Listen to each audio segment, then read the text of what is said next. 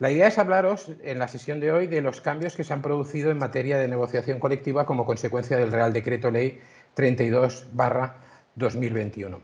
Ese análisis lo podríamos realizar a través de o desde una doble perspectiva, analizando el convenio colectivo como fuente del derecho, que es en lo que yo me voy a centrar hoy, analizando qué cambios se han producido en el convenio colectivo como instrumento regulador, en la estructura de la negociación colectiva y también en la dinámica del propio convenio colectivo, porque es en estos dos grandes ámbitos en los que ha incidido la reforma, básicamente. En el ámbito de la estructura de la negociación colectiva, es decir, cómo se articulan las relaciones entre convenios colectivos, y también en la dinámica en el tiempo del convenio colectivo, básicamente en el tema por todos conocidos de la ultraactividad. Esa sería una primera perspectiva, que es la que haré en segundo lugar y en la que ya os digo que se va a centrar mi charla. ¿Vale? La otra perspectiva sería analizar los llamamientos que se han efectuado en la reforma a lo largo de su articulado a la negociación colectiva como instrumento regulador, es decir, ¿qué espera el legislador de que haga la negociación colectiva como instrumento regulador de algunos de los cambios que propone? Y en esta materia, como dice la diapositiva, aquí el convenio colectivo tiene que desarrollar una importante labor de concreción y desarrollo del marco normativo legal. De hecho, son muchos los llamamientos que se efectúan al convenio colectivo como instrumento regulador que desarrolle la reforma laboral. Por ejemplo, sin ir más lejos, en uno de los contratos estrella, el contrato por circunstancias de la producción. El nuevo contrato por circunstancias de la producción, por ejemplo, hay en el artículo 15.2 un llamamiento a la negociación colectiva sectorial de cualquier ámbito, sea estatal o de ámbitos inferiores, para que pueda ampliar la duración del convenio, de este contrato de circunstancias de la producción. Sabéis que la duración máxima legal son 6 meses, pero se permite que el convenio sectorial de cualquier ámbito, como os decía, se la pueda ampliar hasta un máximo de un año. Esta seguramente sería el llamamiento más importante que se efectúa en esta materia. Hay otros, aquí los tenéis enumerados, pero este es sin duda el más importante, el de permitir que el convenio colectivo amplíe la duración de este contrato temporal. Pero, sin duda, donde más importancia tienen los llamamientos a la negociación colectiva y donde la negociación colectiva va a desarrollar un papel fundamental en los próximos meses es en materia del contrato fijo discontinuo, que es sin duda el contrato estrella en esta reforma. Antes yo he calificado también al contrato por circunstancias de la producción como contrato estrella. Sería, si queréis, una estrella de segundo rango, ¿vale? Tendría un papel más secundario porque el contrato en el que el legislador está pensando para articular toda la reforma contractual es en el nuevo contrato fijo discontinuo. Digo nuevo porque lo han cambiado tanto que casi no tiene nada que ver con aquel contrato fijo discontinuo que estaba pensado para actividades estacionales. Pues bien, en relación a este contrato, el convenio colectivo, como os decía, tiene importantes tareas que desarrollar. Pues, por ejemplo, regular el tema de los llamamientos, cómo han de efectuarse los llamamientos a las personas.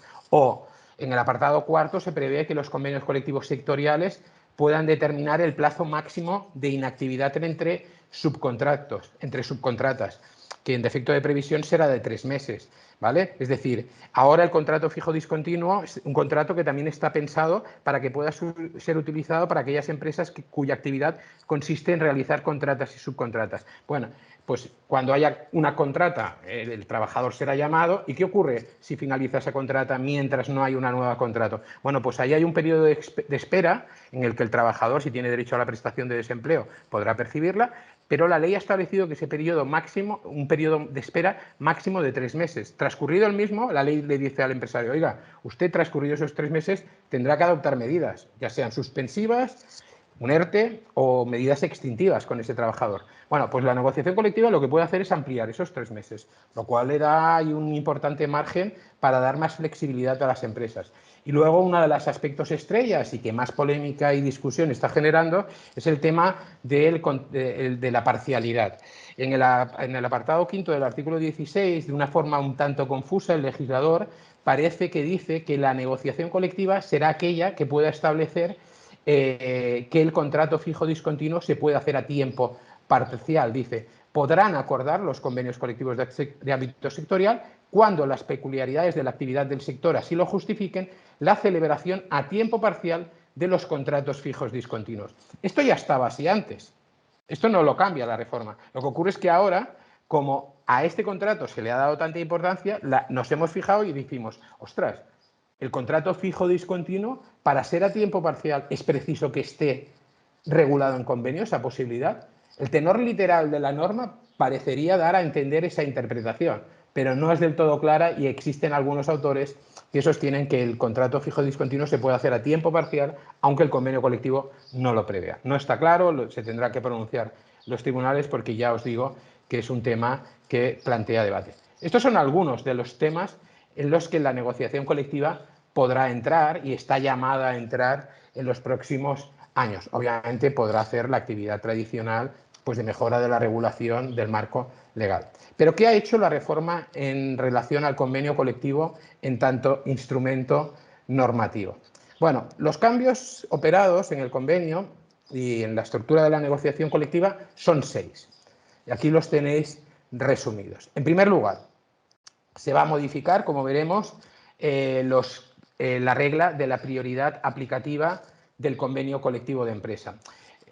Todos hemos oído que ha desaparecido la prioridad aplicativa del convenio de empresa en materia salarial. Este es sin duda el primero de los cambios en esta materia, pero no es el único. También se ha introducido un cambio en temas de corresponsabilidad, porque si ya con la normativa anterior el convenio de empresa tenía prioridad aplicativa respecto al convenio sectorial en materia de conciliación, ahora se ha añadido el tema de la corresponsabilidad.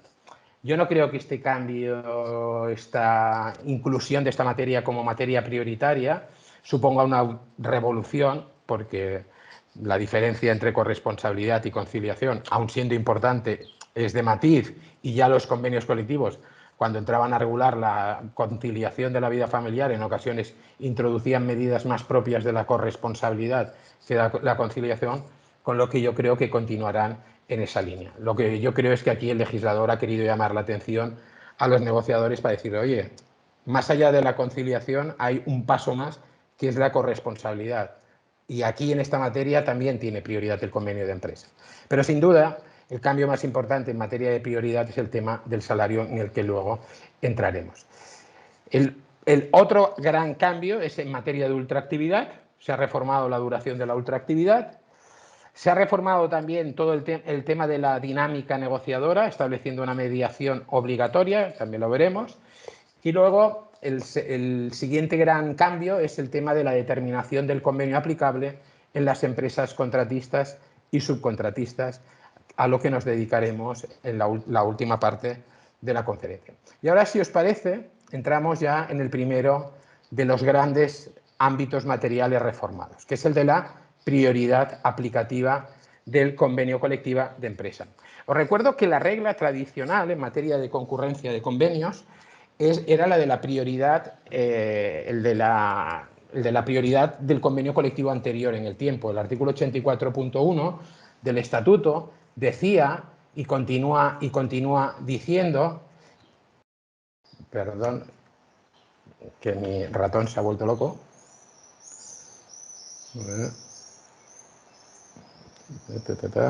Ahora me ha desaparecido todo de la pantalla. Ahora.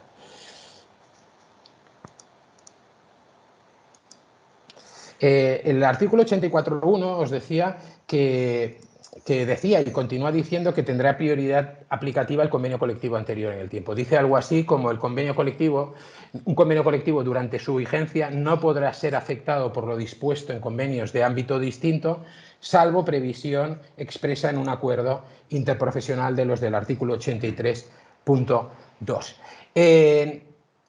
Pues bien, esa regla general en el año 2011 sufrió una modificación en el sentido de que el legislador, para potenciar la negociación colectiva de empresa, reconoció al convenio de empresa prioridad aplicativa con respecto a determinadas materias. Era una prioridad aplicativa con la que el legislador pretendía darle flexibilidad a las empresas en materias muy importantes como eran el salario, aspectos relativos a la jornada, a su ordenación. El legislador le decía a la empresa, oiga, si ustedes firman un convenio colectivo estatutario, tiene que ser estatutario, de empresa, ese convenio colectivo se aplicará con prioridad con respecto a lo que pudiera establecer el convenio colectivo sectorial. En el 2011, no obstante, la negociación colectiva sectorial tenía la llave de esa prioridad aplicativa. ¿Por qué? Porque en los convenios colectivos sectoriales de ámbito estatal o de ámbito autonómico o en los acuerdos interprofesionales se podía limitar esa prioridad aplicativa del convenio de empresa. Y lo que se hizo en algunos convenios, en bastantes, fue cerrarla. Por ejemplo, en algunos casos estableciendo exigencias causales para reconocer esa prioridad. En el 2012, ya con cambio de gobierno, se pasa del gobierno del PSOE al gobierno del PP, en la reforma del 2012, lo que se hace es potenciar la prioridad aplicativa del convenio de empresa. ¿En qué sentido? En que se blinda. La prioridad que se le reconoce al convenio de empresa no puede ser modificada, no puede ser condicionada por la negociación colectiva sectorial. Esa prioridad del convenio de empresa se impone sí o sí a la negociación colectiva sectorial. Eso fue muy criticado por los sindicatos porque se vio como un ataque a la negociación colectiva sectorial, como un ataque a su eficacia normativa, a su eficacia vinculante, porque ciertamente permitía que a nivel de empresa pudiésemos escaparnos, desgajarnos de esas normas sectoriales mínimas que se establecían en el convenio colectivo sectorial. Y ojo, como os decía, en materias muy importantes. Aquí tenéis las materias en las que estaba prevista.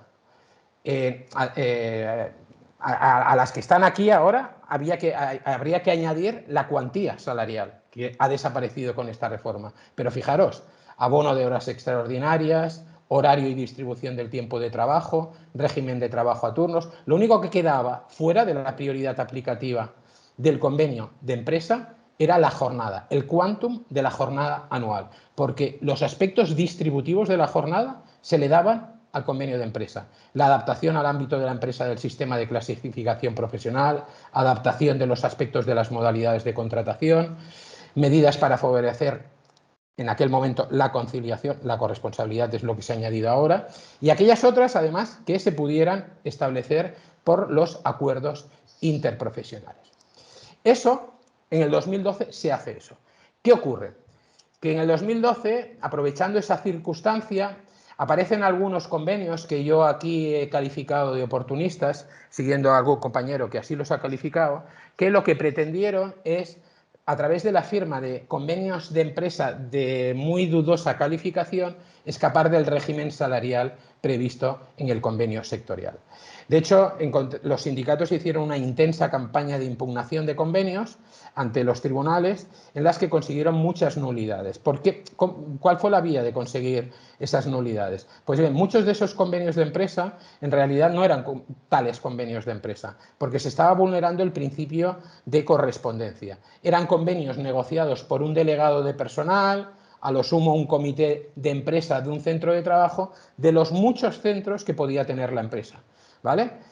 Se negociaba con esos órganos de representación débiles, por calificarlos de una manera, en muchos casos de una manera express, una negociación colectiva rápida, rapidísima, en la que además sorprendentemente el resultado era una importantísima, o una importante, vamos a ser más matizados, devaluación de las condiciones, en muchos casos de las condiciones salariales. Han llegado casos a los tribunales en los que el convenio colectivo establecía poco más que el salario mínimo interprofesional, ¿vale? Desconociendo lo que se establecía en el convenio sectorial. Pues bien, la reforma quiere acabar con estos convenios oportunistas y quiere acabar con el convenio colectivo como instrumento de devaluación salarial. Por eso se suprime la cuantía salarial como uno de los aspectos en los que se tenía prioridad el convenio. Fijaros que la anterior regulación reconocía prioridad a la cuantía del salario base, complementos salariales, incluidos los vinculados a la situación y resultados de la empresa. La única excepción en materia salarial, la única excepción era el abono o la compensación de las horas extraordinarias, ¿vale? El resto del salario, en el resto de cuestiones salariales, tenía prioridad aplicativa, el convenio de empresa. ¿Se ha cargado la reforma la prioridad aplicativa del convenio de empresa? No. Lo único que ha hecho es suprimir la materia salarial. En el resto de materias, el convenio de empresa tendrá prioridad. Ni se ha cargado, ni ha eliminado, ni ha derogado, por utilizar términos más técnicos. Lo que pasa es que un lunes, no, hoy es martes, pero en mi cabeza es lunes, a las 7 de la tarde, hablar con términos técnicos se me hace complicado. Lo que no ha hecho la reforma es derogar el sistema, la estructura, porque la estructura, la dinámica, continúa siendo la misma. Se le reconoce prioridad, en este sentido, al convenio colectivo de empresa. ¿Pero qué convenio de empresa? ¿A cualquier acuerdo de empresa? No. Solo se le reconoce al convenio colectivo estatutario. Por lo tanto, ese convenio colectivo tiene que estar firmado por los sujetos legitimados según el Estatuto de los Trabajadores, tiene que seguir el procedimiento de elaboración, tiene que haberse formalizado, tiene que haberse publicado conforme a un auténtico convenio colectivo estatutario. ¿La prioridad se reconoce en todas las materias? No, solo en el listado cerrado, del artículo 84.2, en esas materias. Que ojo, si estáis en una empresa, son materias muy importantes, porque todo lo que es jornada, por ejemplo, ordenación de la jornada, es una materia muy sensible y muy importante para las empresas en aras a adaptar su productividad a sus requerimientos. ¿Vale? Todo lo que es clasificación profesional también es una materia muy sensible. Adaptación de modalidades contractuales, pues ahí el convenio colectivo estatutario, repito, estatutario de empresa, continúa teniendo prioridad sobre el convenio colectivo de sector. Ojo, la prioridad, esta pérdida de la prioridad aplicativa en materia salarial, significa que las empresas, una empresa, por ejemplo, en situación de pérdidas, que no puede hacer frente al salario establecido en el convenio colectivo sectorial, no tenga ninguna vía para adaptar ese salario. Sí, existe una vía, pero no será esta la de la prioridad del artículo 84.2. Será la vía del artículo 83.2, la de los descuelgues. Perdón, la vía del artículo, sí, la vía del artículo 83.2. No, 82.3, aquí hay un error, es el artículo 83.2.3, la vía de los descuelgues de empresa. ¿Qué ocurre? Que el descuelgue de empresa, que lleguemos a un acuerdo con los representantes de los trabajadores para dejar de aplicar las condiciones colectivas establecidas en el convenio colectivo sectorial, requerirá que haya causas económicas, técnicas, organizativas o de producción. Es cierto que entendidas de manera flexible, y exigirá otra cosa, que lleguemos a un acuerdo con esos representantes. No necesariamente, aviso, tenemos que llegar a un acuerdo, porque en defecto de acuerdo hay previstos procedimientos de mediación e incluso de arbitraje ante si estamos en el ámbito de Cataluña, ante el ámbito del Consell de Relacions Laborals de Cataluña. Y si es en el ámbito estatal, pues en la Comisión Consultiva Nacional de Convenios Colectivos. Pero, por lo tanto, las empresas continúan teniendo esa vía para escapar, entre comillas, del régimen salarial previsto en el convenio colectivo sectorial.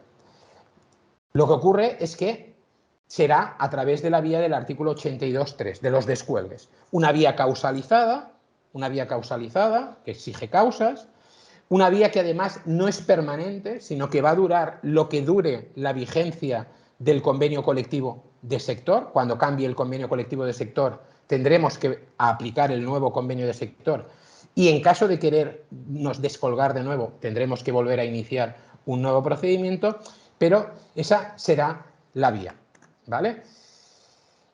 ¿Significa esto que siempre vamos a tener que aplicar el convenio colectivo de sector? No necesariamente, no necesariamente. Se refuerza la imperatividad del convenio sectorial, digo en esta diapositiva, pero no es una imperatividad absoluta. Hay vías de escape. Una ya la hemos comentado, la vía del artículo 82.3, la que aparece en segundo lugar, ¿vale? Y fijaros que una de las materias que están previstas en el artículo 82.3 es el sistema de remuneración, y expresamente se dice la cuantía salarial, ¿vale? Os recuerdo que este acuerdo de inaplicación, os he dicho que se tiene que lograr con los representantes legales de los trabajadores. Si en la empresa no hay representación legal, pues con una comisión ad hoc de las previstas en el artículo 41.4, ¿vale? Y si no llegamos a un acuerdo, pues existe la posibilidad del arbitraje que os he señalado. Pero además de esa vía, tenemos otra vía. Que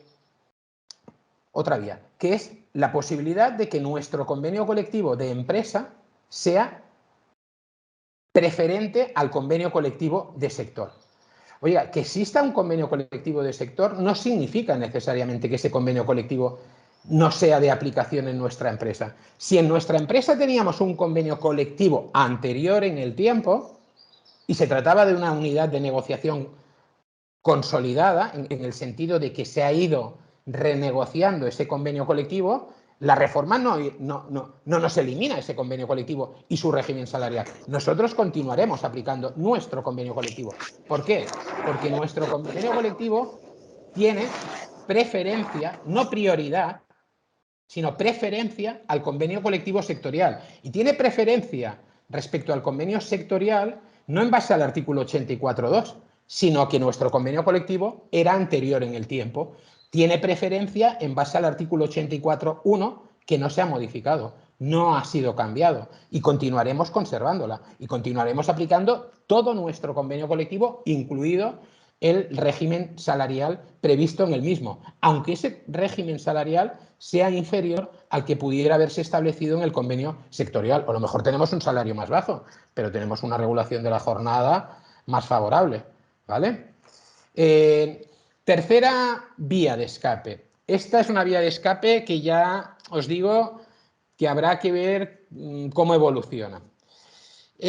Poco antes de la reforma, el 5 de octubre del 2021, el Supremo dicta esta sentencia que tenéis aquí referenciada, la sentencia 958/2021, en la que, en un supuesto en la que existía un convenio colectivo sectorial en situación de ultraactividad, una empresa logra o firma un convenio colectivo con la representación legal de los trabajadores con unas condiciones mucho más bajas que las establecidas en el convenio colectivo sectorial, que, repito, estaba en fase de ultraactividad. Era un convenio colectivo provincial del sector de chocolates y creo recordar que era en Navarra o por ahí. Y en ese entorno tan dulce se produce algo tan agrio como que a nivel de empresa firman un convenio colectivo con unas condiciones mucho más bajas que las establecidas en el convenio sectorial. Los sindicatos impugnan ese convenio colectivo de empresa porque dicen que vulnera la prohibición de concurrencia prevista en el artículo 84.1. Porque dicen, oiga, el convenio colectivo anterior en el tiempo era el sectorial y el convenio colectivo de empresa no está respetando esas condiciones. Y el Supremo dice, oiga, durante la fase de ultraactividad no rige la prohibición de concurrencia. Y lo dice y se queda tan ancho. Es cierto que en algunas otras sentencias el Tribunal Supremo había dicho eso, pero también es cierto que había dicho el Supremo que si se trataba de una para que se produjese una situación de bloqueo, se tenía que tratar de unidades de negociación no consolidadas. Y aquí el Supremo no entra a analizar si ese convenio colectivo sectorial, que es cierto que estaba en fase de ultraactividad, era una unidad de negociación colectiva consolidada y si se estaba renegociando la misma. Porque el Tribunal Supremo en otras sentencias había dicho, oiga, para evitar carreras de negociación, aunque estemos en fase de ultraactividad, si hay actividad negociadora y se trata de una unidad de negociación consolidada en el tiempo, va a funcionar la prohibición de concurrencia.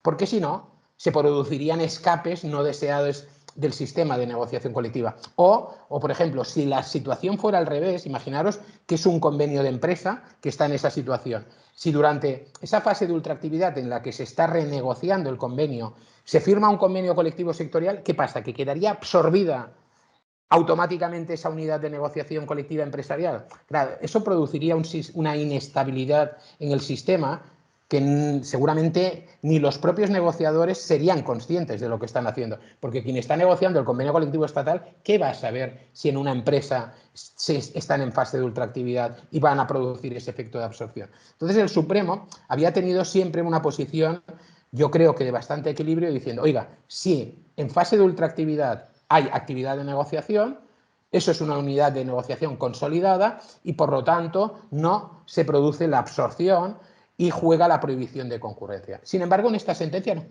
Dice, oiga, en fase de ultraactividad no rige la prohibición de concurrencia porque la ultraactividad no es vigencia. Ya os digo que ya veremos cómo acaba eso, sobre todo después de la reforma que veremos ahora que se produce en el artículo 86 respecto a la ultraactividad. En cualquier caso, fijaros que si triunfase esta tesis, la empresa lo tiene muy fácil para escaparse de la regulación sectorial. Te esperas a que denuncien el convenio, que entre en fase de ultraactividad el convenio sectorial, apruebas tu convenio colectivo de empresa en ese interregno, en ese espacio de ultraactividad, y puedes escaparte tranquilamente. Y no solo en las materias del 84.2, en cualquier materia, porque a partir de ese momento tu convenio colectivo sería el preferente, ¿vale? Por lo tanto, es una vía ahí a la que hay que estar atento. Yo no estoy de acuerdo con... Me parece una tesis peligrosa que puede producir mucha inestabilidad, pero bueno, ahí tenemos una sentencia del Supremo, ni más ni menos. Luego, otra vía sería, que yo digo que es improbable, es que el convenio sectorial o los acuerdos interprofesionales renuncien a su normatividad. Es decir, el convenio colectivo sectorial podría decir que él permite en cualquier materia que el convenio colectivo de empresa tenga prioridad y preferencia. Yo no he visto muchos convenios, por no decir solo recuerdo uno, que haya hecho eso de renunciar a su eficacia normativa.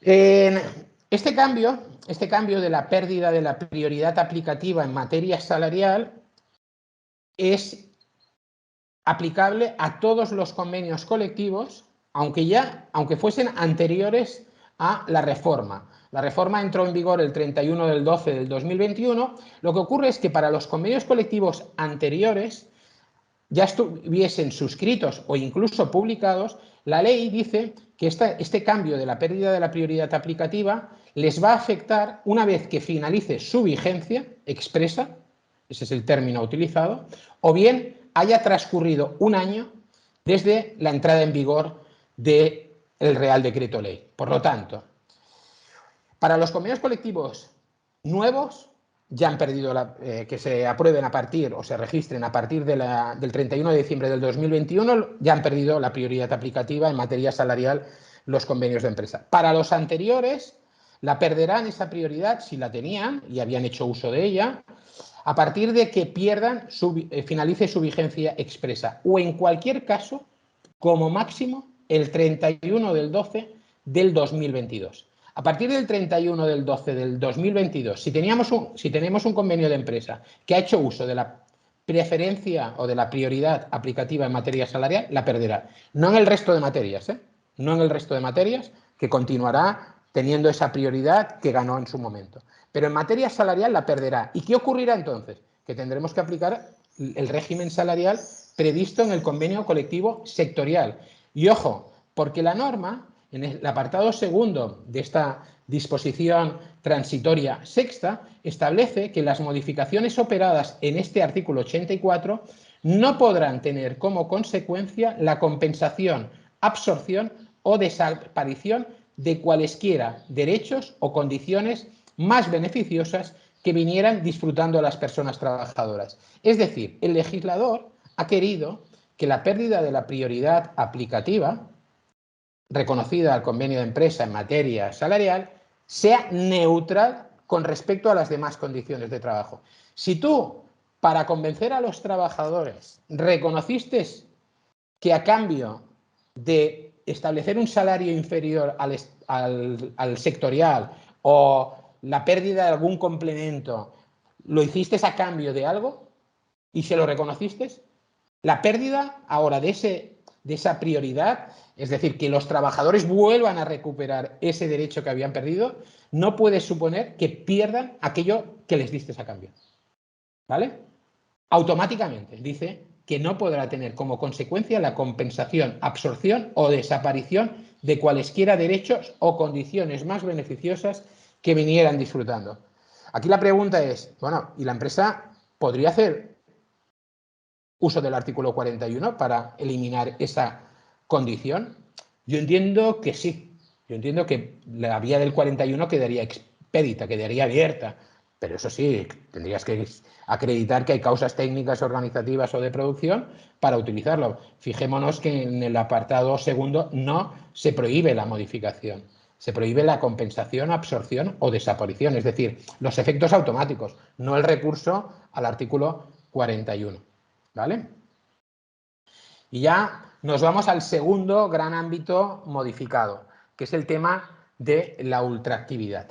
Como sabéis, la reforma del 2012, otro de sus grandes modificaciones, fue el cambiar el régimen de la ultraactividad. Históricamente, la ultraactividad del convenio colectivo no había tenido, por ley, establecido un plazo máximo de duración. La ultraactividad duraba lo necesario hasta que se obtuviese un nuevo convenio colectivo. Durante toda la fase de negociación, por mucho que ésta se alargase durante la fase de renegociación, el convenio colectivo continuaba produciendo efectos en su contenido normativo, hasta que se obtenía un nuevo acuerdo, un nuevo convenio que sustituía al anterior. ¿Vale? Ese era el régimen tradicional. La ultraactividad era un mecanismo de estabilización, de paz social, porque hacía que durante esos periodos de renegociación, al tener los trabajadores y trabajadoras garantizados el mantenimiento de las condiciones en el anterior convenio, pues no se producía una gran conflictividad social en forma de huelgas.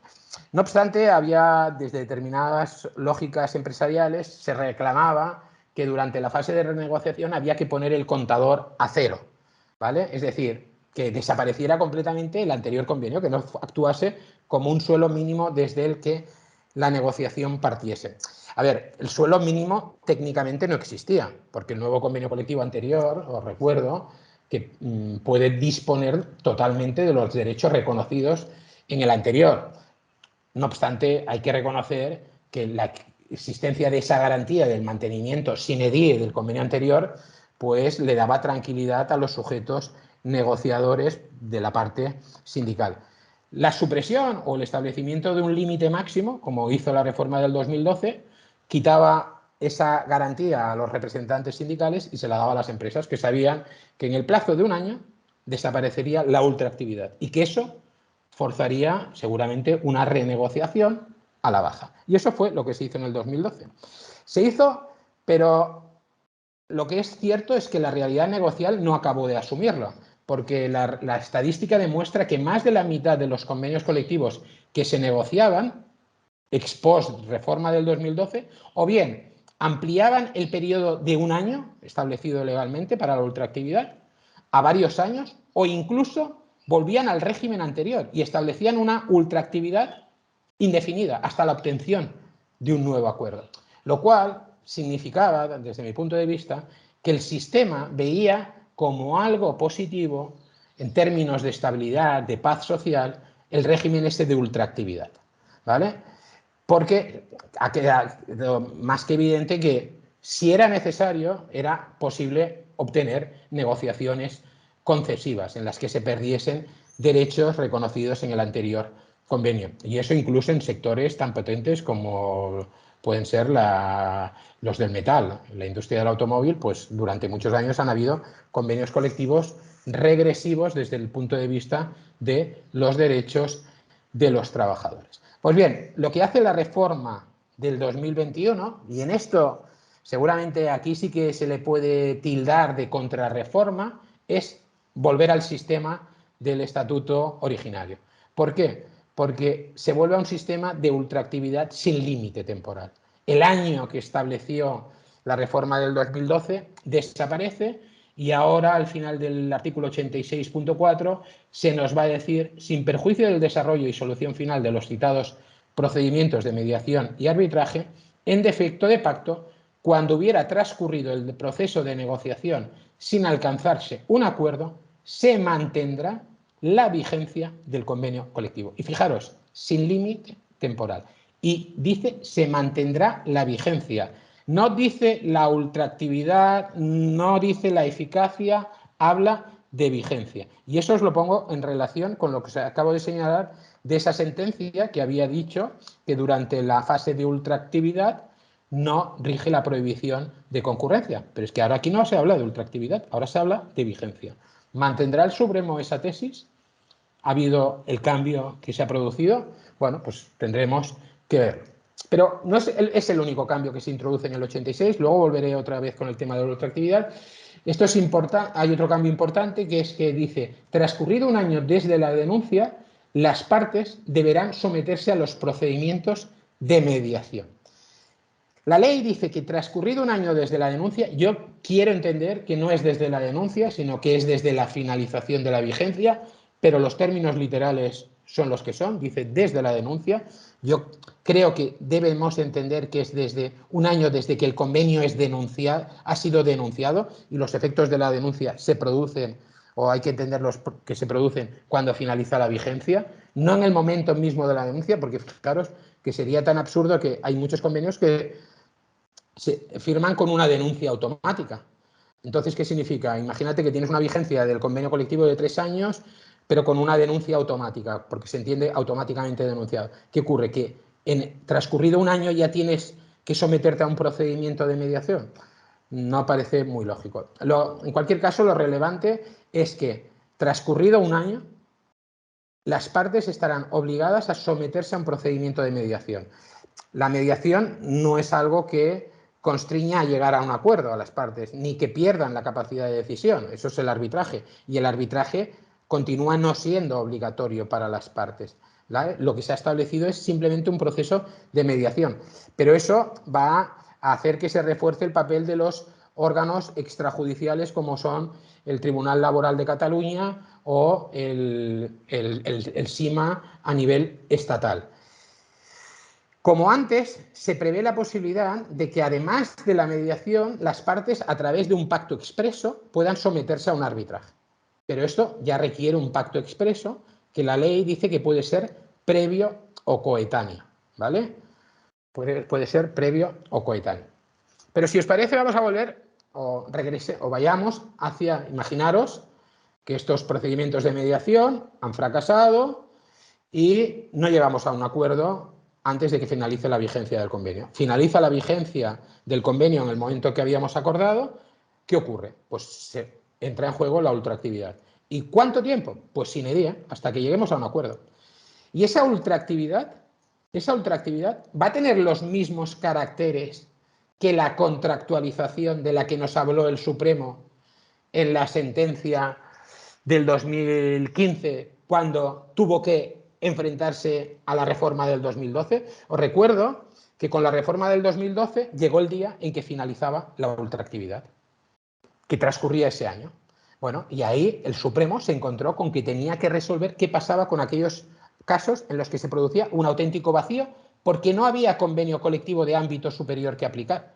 Imaginaros que el que finalizaba la vigencia y la ultraactividad era un convenio colectivo sectorial y no había nada más por encima que aplicar. El Supremo, ante esas situaciones, dijo que había dos tesis. La conservacionista, que era conservar las condiciones, o contractualista, o la rupturista, que era de entender que se había extinguido por completo la eficacia del convenio y que, por lo tanto, si había convenio sectorial superior, se aplicaba ese, y si no lo había, el régimen legal. El Supremo finalmente se inclinó por la tesis conservacionista o contractualista, es decir, consideró, en una sentencia muy discutida, pero que se siguió y que yo creo que, aunque técnicamente es discutida, en pocas opciones tenía más el Supremo, si no quería evitar una gran conflictividad. Lo que dijo el Supremo es, oiga, las condiciones reguladas en el convenio colectivo, aunque finalice la ultraactividad, se entiende que se han contractualizado, porque esa contractualización opera desde el minuto 1, decía la sentencia. ¿Problemas de esa tesis? Hombre, nos solventaba el vacío normativo, ¿vale? Pero tenía varios problemas. Para empezar, suponía una debilitación del convenio colectivo, porque esas condiciones, a partir de ese momento, estaban contractualizadas y, por lo tanto, se podían modificar por la vía del 41. No era necesario acudir a un descuelgue del convenio. Podíamos acudir a una modificación sustancial unilateral por parte del empresario de alcance colectivo o de alcance individual. Él decidiría qué alcance le quería dar, pero por la vía del 41, es decir, sin necesidad de acuerdo, ¿vale? Primer elemento de debilidad. Segundo elemento de debilidad, esa contractualización solo operaba respecto a los trabajadores que existiesen en la empresa en el momento en el que finalizaba la vigencia del convenio. No operaba para los trabajadores de nuevo ingreso, con lo que se generaba una situación de doble escala. Los trabajadores antiguos conservaban contractualizadas las condiciones del convenio, pero los trabajadores de nuevo ingreso no tenían convenio colectivo. Con lo cual ahí yo señalé en su momento que se estaba generando una situación de discriminación legal, operada desde la propia ley. Y en tercer lugar, el elemento de debilitación o débil que tenía esta tesis es que ¿qué se contractualizaba? ¿Todo el convenio colectivo o solo aquellos aspectos de contenido individual? ¿Se podían contractualizar también las condiciones de carácter colectivo? Por ejemplo, los derechos y garantías, las mejoras en los derechos y las garantías de los representantes sindicales. ¿Y quién los contractualizaba? ¿El representante o el individual? ¿Y si cambia el representante? ¿Vale? Entonces, ahí había cierta debilidad. La pregunta es, ahora, con este nuevo régimen legal, el mantenimiento del convenio colectivo, ¿cómo se produce? ¿En términos de contractualización o en términos de auténtica vigencia? Yo creo que el legislador ha sido claro, dice, se mantendrá la vigencia del convenio colectivo y no ha establecido ninguna peculiaridad ni ninguna singularidad. Se mantiene la vigencia del convenio colectivo por imperativo legal, por efecto legal, ¿vale? Entonces, yo creo que esa deberá ser la solución. Obviamente todavía no hay sentencias que se hayan pronunciado al respecto, pero yo creo que esa debería ser la solución. Aquí, ahora además se nos puede plantear aún más compleja la situación. Oye, si yo tenía un convenio colectivo que ya había entrado en fase de ultraactividad antes de la reforma y por lo tanto estaba contractualizada, ¿vale? En base a la jurisprudencia del Supremo. Ahora con la reforma pasa de estar contractualizada a ser una ultraactividad legal. Pues yo entiendo que sí, porque no se ha establecido ningún tipo de derecho transitorio en esta materia y habrá que aplicar la normativa a todas las situaciones. Aquellas que se generan, aquellas situaciones de ultraactividad que se generen a partir del 31 de diciembre del 2021, pero también a las anteriores que ya estuvieran vigentes, ¿vale? Pero eso, señores y señoras, es una tesis del profesor Pastor que no sabemos si será oída por los tribunales. Ya os digo que hay algún compañero mío más que también sigue esta posición. Bueno, otra cuestión de derecho transitorio que se plantea. Está muy discutida y que desde los sindicatos no están muy de acuerdo conmigo, pero yo es lo que pienso. ¿Qué ocurre con aquellos convenios colectivos que tuviesen una cláusula en la que se regulase la ultraactividad limitándola temporalmente? Por ejemplo, cosa que ha sido bastante frecuente, convenios colectivos que hayan establecido, como reacción a la anterior reforma, que la ultraactividad durará 2 años, 3 años. ¿Qué pasa con esos convenios colectivos? ¿Cómo les afecta la nueva regulación? ¿Supone la nueva regulación que la ultraactividad será indefinida a pesar de lo que ellos han dicho expresamente? Yo creo que no. Fijaros que la regulación del artículo 86 es una regulación de carácter dispositivo. Fijaros que dice, artículo 86, transcurrido un año desde la anuncia del convenio, sin que se haya acordado un nuevo convenio, las partes deberán, aquí no, aquí, sin perjuicio de desarrollo y solución, en defecto de pacto, cuando hubiera transcurrido el proceso de negociación sin alcanzarse un acuerdo, se mantendrá la vigencia. Pero fijaros que la regulación legal es subsidiaria a lo que hayan podido acordar las partes. Por lo tanto, si las partes han acordado una ultraactividad limitada en el tiempo, yo creo que debería respetarse eso. Igual que hizo el Tribunal Supremo cuando la situación fue la contraria. Cuando en el 2012 el legislador estableció que la ultraactividad se limitaba a un año, nos encontramos con que había convenios que expresamente regulaban la ultraactividad diciendo que se mantendrá la ultraactividad hasta la obtención de un nuevo acuerdo. ¿Qué hizo el Tribunal Supremo? Pues el Tribunal Supremo dijo, oiga, la regulación en materia de ultraactividad es dispositiva, hay que estar a lo que las partes hayan acordado. Si las partes han acordado una ultraactividad indefinida, pues tendremos que respetarla, por mucho que el legislador haya dicho que a partir de ahora la ultraactividad tendrá un año de duración.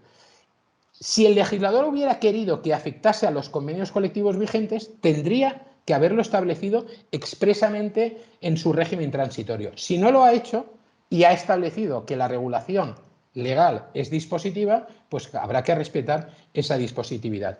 Esa conclusión que el Supremo estableció en esa sentencia que tenéis ahí referenciada de 17 de marzo, perdón, que he pasado la diapositiva sin querer, del 2015, yo creo que es una argumentación plenamente válida y vigente para la actual situación, pero habrá que verlo. Y ahora ya entro en el último de los aspectos que quería tratar, que es el tema del convenio colectivo aplicable en el caso de las empresas contratistas y subcontratistas. En materia de negociación colectiva, el legislador ha introducido un nuevo apartado en el artículo 42, por lo tanto, el artículo 42.6, que es un apartado que el legislador dedica a determinar cuál es el convenio colectivo aplicable, según su tenor literal, a todas las empresas contratistas y subcontratistas. En realidad, el legislador aquí estaba pensando en otra empresa, que es las empresas multiservicios.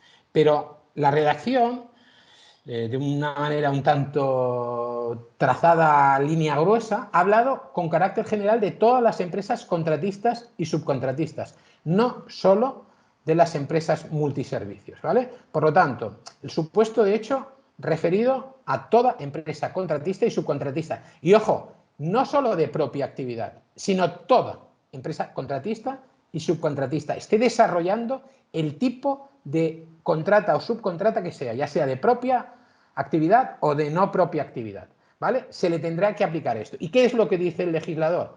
Bueno, pues que a esas empresas se les tendrá que aplicar el convenio aplicable al sector de la actividad desarrollada en la contrata o subcontrata. Es decir, el convenio aplicable no será el aplicable a la empresa principal que las ha subcontratado. No, será el convenio aplicable a la actividad subcontratada, a la actividad desarrollada en la contrata o subcontrata. Y ello, dice el legislador, con independencia de su objeto social o forma jurídica. Es decir, me es igual si es una empresa multiservicios o de cualquier otro tipo, siempre y cuando esté realizando una actividad de contrata o subcontrata, sea o no de propia actividad, el convenio colectivo que habrá de aplicarse, se entiende que a los trabajadores empleados en esa contrata, no al personal de estructura de la empresa auxiliar. Se entiende que a los trabajadores empleados en la contrata será el aplicable a la actividad desarrollada. Como os decía, eso no significa que tenga que ser necesariamente el convenio colectivo aplicable en la empresa principal. A ver, si yo tengo una empresa de limpieza y a mí me subcontrata otra empresa de limpieza para que haga, por ejemplo, parte de trabajo que ella no puede realizar, ¿vale? ¿Qué convenio colectivo se me aplicará? Pues el de limpieza, que es el de la actividad desarrollada en el marco de mi contrata. Y seguramente ese convenio colectivo también sea el aplicable a la empresa principal, salvo que esa empresa principal tenga un convenio colectivo propio. Fijaros que el convenio colectivo que se aplica a los trabajadores empleados en la contrata o subcontrata es el convenio colectivo sectorial de la actividad desarrollada en la contrata. Otro ejemplo, si por ejemplo estamos ante un hotel que subcontrata a una empresa de limpieza para que realice parte de la actividad de la limpieza de las habitaciones, ¿vale? ¿Qué convenio colectivo tendrá que aplicar la empresa de limpieza a los trabajadores empleados en esa contrata? Pues, ¿el de hostelería? No, el de hostelería no, porque la actividad subcontratada no es hostelería, según el Supremo, sino que es actividad de limpieza. Y por lo tanto debería aplicar el de la actividad de limpieza. Fijaros que un colectivo de trabajadores y trabajadoras, básicamente trabajadoras, las Kellys, que es las personas que desarrollan actividades de camareras de pisos, ¿vale? Se sintieron muy frustradas con esta reforma, porque lo que ellas pretendían es que se les aplicase el convenio colectivo de hostelería, no el convenio colectivo de limpieza, que establece generalmente condiciones inferiores a las establecidas en el de hostelería. Ellas querían que se les aplicasen las condiciones establecidas en el convenio colectivo de la empresa principal. Y de hecho, en algunos de los textos que se manejaron durante el proceso de reforma, este artículo 42.6 establecía eso, que el convenio colectivo aplicable en estos casos sería el aplicable a la empresa principal. No el de sector aplicable a la actividad desarrollada, sino el aplicable a la empresa principal. Lo cual nos llevaba a una situación análoga o similar a la de las ETTs. Las empresas de trabajo temporal, cuando ceden trabajadores a otras empresas, esos trabajadores en misión tienen derecho a que se les apliquen las condiciones establecidas en el convenio colectivo aplicable a la actividad que ellos desarrollan. No, al convenio colectivo, a las condiciones establecidas en el convenio aplicable a la empresa en la que están prestando servicios, a la empresa principal, a la empresa usuaria. Y en esos textos que se manejaron, este era el régimen que se trasladaba al ámbito de las contratas y subcontratas y al de las empresas multiservicios. Lo que ocurre es que finalmente no apareció ese texto, sino que apareció este. Y fijaros que tiene varios puntos débiles. Para empezar, se le aplicará el convenio colectivo sectorial de la actividad desarrollada, salvo que exista otro convenio sectorial aplicable conforme a lo dispuesto en el título tercero. Primera excepción. ¿A qué se refiere esta salvedad, a este convenio sectorial aplicable conforme a lo dispuesto en el título tercero? Bueno, esta excepción podría dar lugar a que, por ejemplo, si se aprueba un convenio colectivo de empresas multiservicios de carácter sectorial, que parece que se está negociando, pues se podría aplicar ese convenio colectivo sectorial porque sería el aplicable conforme a lo dispuesto en el título tercero. Y segunda excepción, si la empresa contratista o subcontratista cuenta con un convenio propio, se le aplicará este en los términos que resulten del artículo 84. Es decir, si la empresa contratista, esa empresa multiservicios, tiene un convenio colectivo de empresa propio, con un régimen salarial o con unas condiciones de trabajo distintas, más perjudiciales incluso que las establecidas en el sectorial, se les aplicará a esas trabajadoras y trabajadores el convenio de la empresa contratista.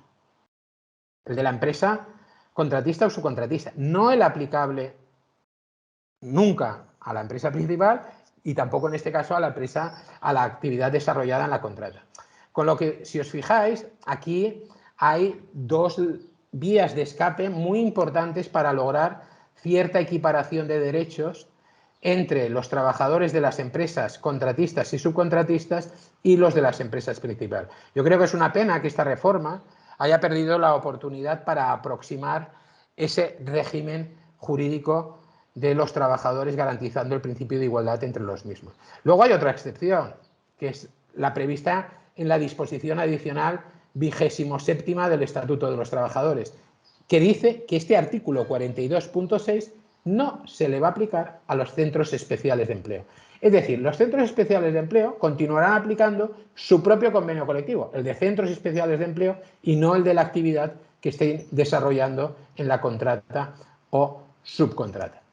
Y ya por último, y para acabar, señalaros que en el ámbito de las empresas de trabajo temporal y en relación al contrato fijo discontinuo, la disposición final primera ha señalado que estas empresas, a través de la negociación de convenios sectoriales o de empresa, y esto es muy importante para ellas, podrán regular el contrato fijo discontinuo. Es decir, que los llamamientos que se hacen a la negociación colectiva para que desarrolle el artículo 16 del Estatuto se podrán realizar a través, estas empresas los podrán hacer a través de sus convenios sectoriales o incluso de empresa, lo cual va a favorecer que estas empresas hagan unas regulaciones en estos convenios colectivos muy adecuadas seguramente a sus intereses, dando flexibilidad al fijo discontinuo. Se establece una regla especial de determinación del convenio colectivo aplicable que hará que en estas materias a estas empresas de trabajo temporal se les aplique la regulación que en materia de este contrato contengan en sus convenios y no la que se establezca, pues por ejemplo, en el convenio colectivo sectorial de aplicación a la empresa usuaria en la que están prestando servicios, lo cual puede plantear algunos problemas en relación al principio de igualdad. Bueno, básicamente yo creo que con esto daría por concluida la exposición.